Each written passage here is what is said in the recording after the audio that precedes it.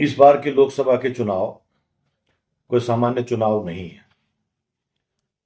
ये चुनाव देश के भविष्य का निर्धारण करेंगे। मोदी जी के नेतृत्व में भारतीय जनता पार्टी की सरकार पिछले 10 साल से शासनकाल में है।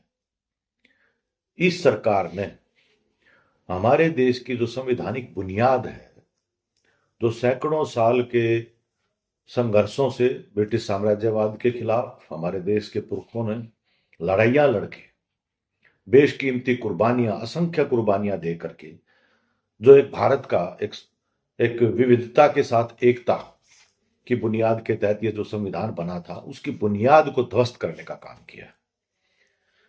इस सरकार ने हमारे देश की धर्मनिरपेक्ष, जनतांत्रिक गणराज्य के लिए एक खतरा पैदा किया है। यह सरकार वास्तव में अगर देखा जाए तो सांप्रदायिक ताकतों और कॉरपोरेट के गठजोड़ की सरकार है। इस सरकार ने जहां एक तरफ अपने कॉरपोरेट मित्रों के लिए, बड़े पूंजीपतियों के लिए देश के तमाम सार्वजनिक प्राकृतिक संसाधनों को उनके हवाले किया है। पूरा देश के जितने भी आजादी के बाद जो हमने एक आत्मनिर्भरता के जो आधार खड़ा किया था अर्थव्यवस्था का, उस सब को तोड़ करके निजी क्षेत्र को, बड़े कॉरपोरेट्स को दिया गया है। खजाने लुटाए गए। रणनीतिक महत्व के, यहां तक के रक्षा उत्पादन तक का कार्य जो सार्वजनिक क्षेत्र के अंदर था, उसको भी निजी क्षेत्र कॉरपोरेट्स के हवाले किया गया। इस तरह से हमारे देश की आर्थिक संप्रभुता को ही चोट पहुंचाएगी। आप ये देखिए कि इस सरकार ने गरीब किसानों के लिए, खेती और मजदूरों के लिए, छोटे कारीगरों के लिए, वो जो आज कर्जे के दलदल में धंसे हुए हैं, उनको किसी प्रकार की राहत देने की बजाय बड़े कॉरपोरेट, बड़े पूंजीपतियों के सार्वजनिक बैंकों से लिए गए कर्जे, जो देश की जनता का पैसा था, उनकी मेहनत की बचत का पैसा था, उसको लुटाया है। 17,46,000 करोड़ रुपए 10 साल के शासनकाल में मोदी की सरकार ने इन पूंजीपतियों का कर्जा बट्टे खाते डाल करके माफ किया है।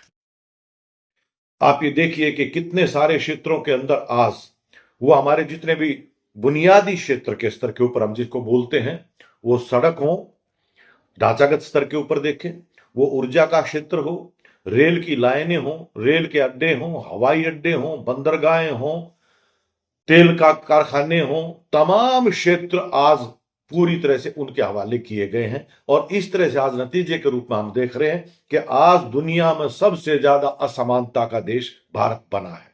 आज हमारे देश की 40% संपत्ति पर ऊपर के 1% अमीर लोगों का कब्जा हो चुका है, वो मालिक बन चुके हैं।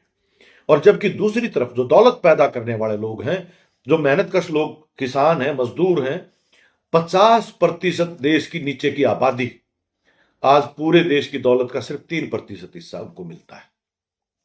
जबकि दूसरी तरफ इसी गरीब जनता के ऊपर टैक्सों की भरमार करके मोदी की सरकार ने उनको लूटा है, उन पर डाका डाला है। आप अकेला आज ये देखिए आप कि 9.5 साल के अंदर अकेला पेट्रोलियम पदार्थों के ऊपर टैक्स बढ़ा करके, जिसमें तेल, गैस वगैरह आते हैं, इनके ऊपर टैक्स बढ़ाकर 28,33,000 करोड़ रुपए मोदी की सरकार ने जनता से लूटा है। और अपने मित्र, उनके कर्जे माफ किए हैं, उनको टैक्सों में छूट दी है। कॉर्पोरेट टैक्स जो 30% होता था, उनके लाभ के ऊपर जो टैक्स लगता था, उसको घटाया गया, वो 22%, और कुछ मामलों में तो उसको घटा करके 15% तक भी लाया गया। तो बड़े पूंजीपतियों के लिए छूट दे करके, टैक्सों में कर्जे माफ करते हुए, तमाम संसाधन उनके हवाले करके, यह सरकार ने पूरी आक्रामकता के साथ देश के संसाधनों को अपने मित्रों के हवाले किया है और खजाने लुटाए। दूसरी तरफ इसी सरकार ने, जो मैं कह रहा हूं सांप्रदायिक ताकतों का जो गठजोड़ है, आरएसएस का जो एजेंडा रहा, जो अपने 1925 में आरएसएस बनी थी, यह एक ऐसी पार्टी है बीजेपी जो अपने कार्यकर्ताओं द्वारा संचालित नहीं होती, बल्कि आरएसएस जो एक फांसीवादी संगठन है, वो इसको नियंत्रित करता है, वो इसको संचालित करता है। और उसकी जो राजनीति है, देश के अंतर सांप्रदायिक आधार पर हिंदुत्व राष्ट्र, हिंदुत्व के आधार के ऊपर, यह धर्म से इनका कोई वास्ता नहीं है, यह एक राजनीतिक योजना है। धर्म का राजनीति में इस्तेमाल करते हुए इन्होंने देश में नफरत और हिंसा पैदा करने का काम किया है। निजी सेनाएं खड़ी की गई हैं। इस उद्देश्य से ऐसे कानून बनाए गए हैं, लोगों की भावनाओं का इस्तेमाल करते हुए, दुरुपयोग करते हुए, गौरक्षा के नाम पर, धर्म परिवर्तन के नाम पर, लव जिहाद के नाम पर आज अल्पसंख्यकों के ऊपर हमले किए गए हैं। निजी सेनाएं खड़ी की गई, हथियारबंद दस्ते सरकारी संरक्षण में, प्रशासन के संरक्षण के अंदर उनको खड़ा किया गया। इसी तरह से आज देश की जितनी भी लोकतांत्रिक संस्थाएं हैं, यहां तक कि विधान पालिका, संसद तक भी आज लोकतंत्र पर इस तरह का हमला है कि बिना बहस के कानून बन रहे हैं। विपक्ष के सांसदों को थोक में सस्पेंड करके बिना बहस के कानून पास किए गए हैं।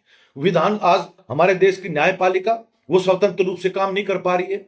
हमारे देश का चुनाव करवाने की जो सुप्रीम कोर्ट ने कहा कि कम से कम एक निष्पक्ष स्वतंत्र ढंग से चुनाव किया जा सके, उसके लिए चुनाव आयोग का स्वतंत्र नियुक्ति जरूरी है, लेकिन सुप्रीम कोर्ट के फैसले को बदल करके एक तरह से चुनाव आयोग को अपना जेब एक संस्था के रूप में बनाया गया है।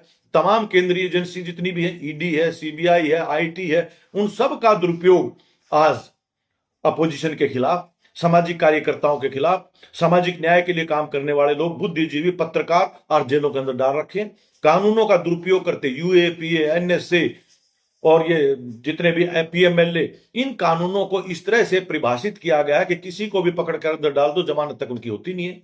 इस तरह से लोकतंत्र के ऊपर हमला किया गया है। राज्यों के अधिकार, जो हमारा देश राज्यों का एक संघ है, संघीय व्यवस्था हमारी है, आज राज्यों के अधिकारों के ऊपर जितनी भी विपक्षी शासित सरकारें हैं उन सब को चलने नहीं दिया जा रहा, उनके संसाधनों में कटौती की जा रही है, राज्यों के अधिकारों पर हमला किया जा रहा है। गवर्नर यहां तक कि 3-3 साल तक भी विधानसभा द्वारा पारित कानूनों को उनके ऊपर कानून नहीं बनने देते, हस्ताक्षर नहीं कर देते।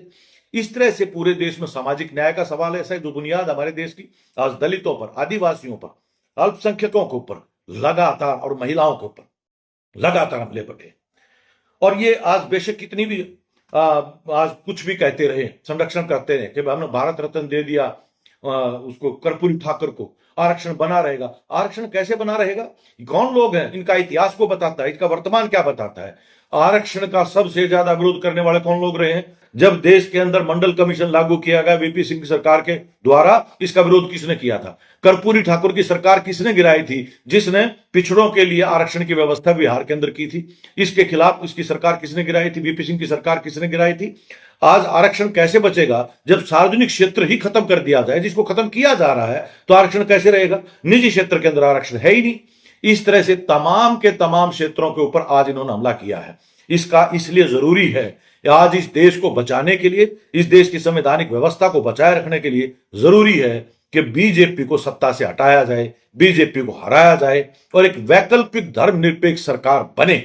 देश के स्तर पर वैकल्पिक धर्मनिरपेक्ष सरकार बनने से ही एक जनपक्षीय नीतियां लागू करने की स्थिति पैदा होगी। और उसमें मार्क्सवादी कम्युनिस्ट पार्टी का स्पष्ट राय है कि जो बीजेपी की जो नीतियां हैं वो सर के बल खड़ी हैं, उनको पैरों के बल, उसके बिल्कुल उल्टा आज कॉरपोरेट के पक्ष की बजाय यही संसाधन अगर आम जनता के पक्ष में इस्तेमाल किए जाएं, उनके कर्जे माफ किए जाएं, गरीब लोगों के, किसानों के, छोटे किसानों के उनके कर्जे माफ किए जाएं, इन अमीर लोगों पर, अति अमीर लोग जो बड़े बड़े आज कॉर्पोरेट, जिसको मैंने कहा कि 50-40% देश की संपत्ति के जो मालिक बन गए 1%, इनके ऊपर टैक्स बढ़ा करके, कॉर्पोरेट टैक्स बढ़ा करके, विरासत कर बढ़ा करके, संपत्ति कर बढ़ा करके सरकार रेवेन्यू ले और इनको आज खेती, बाड़ी, शिक्षा, स्वास्थ्य, रोजगार, परिवहन, इनके ऊपर बुनियादी ढांचे के ऊपर खर्च किया जाए तो आज भयंकर जो बेरोजगारी देश के अंदर पैदा हुई है, उसको, बेरोजगारी को खत्म किया जा सकता है, महंगाई को खत्म किया जा सकता है। इस तरह से आज हमारी स्पष्ट राय है कि हमारी सरकार, वैकल्पिक सरकार बनने में हमारी पार्टी, मार्क्सवादी कम्युनिस्ट पार्टी, वैकल्पिक नीतियों के लिए खेती के अंदर किसानों को लाभकारी मूल्य मिले, स्वामीनाथन रिपोर्ट के मुताबिक मिले, और इसके साथ ही मजदूरों के लिए न्यूनतम वेतन 26,000 प्रति महीना उनका वेतन होना चाहिए। तमाम श्रम कानून जिनको बदला गया है लेबर कोड के नाम के ऊपर, नियोक्ताओं के पक्ष में, मालिकों के पक्ष में, पूंजीपतियों के पक्ष में, वो तमाम श्रम कानूनों को दोबारा से जिंदा, न सिर्फ जिंदा किया जाए, उनको मजबूत किया जाए और उनको तमाम तरह की सामाजिक सुरक्षा प्रदान की जाए। खेती और मजदूरों तक के लिए भी न्यूनतम वेतन, हमारा यह कहना है 700 रुपए कम से कम न्यूनतम दिहाड़ी खेत मजदूर की, मनरेगा मजदूर की, मनरेगा के ऊपर बजट को दोगुना किया जाए, उसके दिन और दिहाड़ी बढ़ाई जाए, ना सिर्फ गांव के गरीबों के लिए बल्कि शहरी गरीबों के लिए भी इस तरह की रोजगार की गारंटी का कानून होना चाहिए। बल्कि हमारा यह कहना है और इसके लिए हम काम करेंगे कि रोजगार का अधिकार एक संवैधानिक अधिकार होना चाहिए। यह सरकार की जिम्मेदारी है। यह असंगठित क्षेत्र को बढ़ाने की बजाय संगठित क्षेत्र को उसको बढ़ाया जाए, सार्वजनिक क्षेत्र को बढ़ाया जाए, निजी क्षेत्र की लूट को कंट्रोल किया जाए। और यह संभव है, यह किया जा सकता है। देश के अंदर खाद्य सुरक्षा आज दुनिया के अंदर 125 देशों में 111वें नंबर पर भूख के अंदर पहुंचा, जबकि प्रचार इस तरह से किया जा रहा है कि हम लोगों को बहुत बड़ा जैसे बड़ा विकास कर दिया और गरीबी खत्म कर दी हो। सच्चाई ये है कि आज देश में भूख बढ़ी है, गरीबी बढ़ी है, बेरोजगारी बढ़ी है, असमानता बढ़ी है। और जैसे केरल की सरकार, हमारी सरकार ने करके दिखाया है कि ना सिर्फ 5 किलो ये राशन, बल्कि देश में एक मॉडल के रूप में यह है कि सार्वजनिक वितरण प्रणाली के तहत जो आवश्यक वस्तुएं जरूरत के रोजमर्रा की, जिसमें दाल भी है, चीनी भी है, तेल भी है, घी भी है, ये तमाम जरूरत की चीजें कंट्रोल रेट के ऊपर सार्वजनिक वितरण प्रणाली के तहत, उसमें कोई राशन कार्ड की आवश्यकता नहीं है, ना कोई कैटेगरी की बात है। सिर्फ एक बात है, हमारी मांग है, हमारा यह कहना कि इसके लिए हम काम करेंगे कि जो वेतन जो आय करदाता हैं उनको छोड़ करके बाकी देश की तमाम जनता को खाद्य सुरक्षा के दायरे में लाना चाहिए। और इस तरह से तमाम फसलों की न्यूनतम वेतन, खरीद की गारंटी के साथ साथ खाद्य सुरक्षा को पूरे देश के स्तर पर मजबूत किया जाए, भूख से लड़ा जाए। और जितने भी आज खाली पद भरे हैं, 30 लाख के आसपास केंद्र सरकार के अंदर खाली पद है, राज्य सरकारों के अंदर यही है, क्योंकि इनको खत्म किए जा रहे हैं। तो ये प्रतिबंध लगा रखा है, इनको सबको भरा जाए। ना सिर्फ इनको भरा जाए बल्कि शिक्षा के ऊपर आज 6%, स्वास्थ्य पर 5%, टोटल जीडीपी का, हमारे देश की कमाई का खर्च करते हुए तमाम नागरिकों के लिए बराबर शिक्षा का अधिकार। और ये 5 लाख का बीमा नहीं बल्कि इलाज की गारंटी के लिए सीपीआईएम काम करेगी। ये व्यवस्था हमने केरल में करके दिखाई है, देश में क्यों नहीं हो सकती? इसके लिए एक वैकल्पिक सरकार बनेगी तो सीपीआईएम ये करके दिखाएगी, ये होके रहेगा। देश के तमाम नागरिकों को सार्वजनिक क्षेत्र के अंदर स्वास्थ्य सुविधाओं को मजबूत करते हुए फ्री इलाज की, पर भरपूर इलाज की गारंटी। इसी तरह से इन्होंने जो शिक्षा नीति के अंदर जिस तरह का सांप्रदायिकीकरण किया गया है, जिस तरह का व्यापारीकरण किया गया है, इस शिक्षा नीति को रद्द करेंगे। देश में धर्मनिरपेक्षता को मजबूत करने के लिए धर्म और राजनीति ये अलग अलग हैं और इसके लिए कोई कानूनी प्रावधान करते हुए मजबूती से, सख्ती से लागू करेंगे। धर्म के आधार पर सांप्रदायिकता की नफरत, हिंसा फैलाने वालों के खिलाफ सख्ती से निपटा जाएगा। इसकी इजाजत बिल्कुल नहीं दी जा सकती। देश की एकता, अखंडता सर्वोपरि है। इसी तरह से इन्होंने जिस तरह से आज हमारी विदेश नीति को भी साम्राज्यवाद के साथ जोड़ दिया, अमेरिका के पिछलुगु बन गए। हमारे देश के अंदर अमेरिका के अड्डे खत्म होने चाहिए। तमाम की तमाम संधियां जो अमेरिका के साथ जो की गई हैं उनको रद्द किया जाना चाहिए। एक स्वतंत्र, एक गुटनिरपेक्ष विदेश नीति भारत के अंदर होनी चाहिए। हमारे देश का हित हमारे लिए सर्वोपरि है, इसके आधार के ऊपर हमारी विदेश नीति तय होनी चाहिए, ना कि किसी साम्राज्यवादी गुट के साथ मिलकर के हम अपने सार्वजनिक हितों को, हमारे देश के हितों को उनके हवाले करेंगे।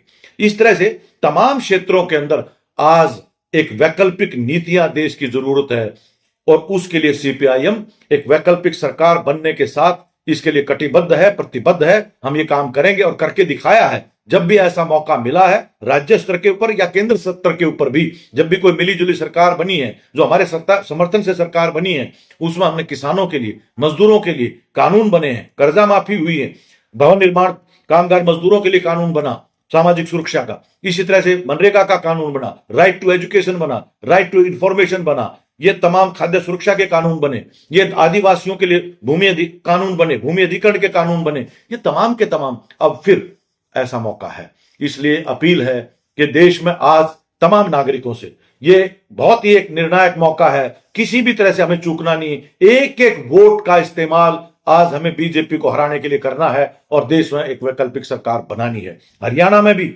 हमारी तमाम नागरिकों से अपील है कि बहुत सारी पार्टियां और कैंडिडेट खड़े होंगे, लेकिन इंडिया अलायंस जो आज देश के अंदर बना है वही आज बीजेपी को हरा सकता है। इसलिए किसी भी सूरत में आज हमारी वोट बटने ना पाए और बीजेपी के खिलाफ हम एक एक वोट का इस्तेमाल करते उसकी हार सुनिश्चित करें। आपका बहुत बहुत धन्यवाद।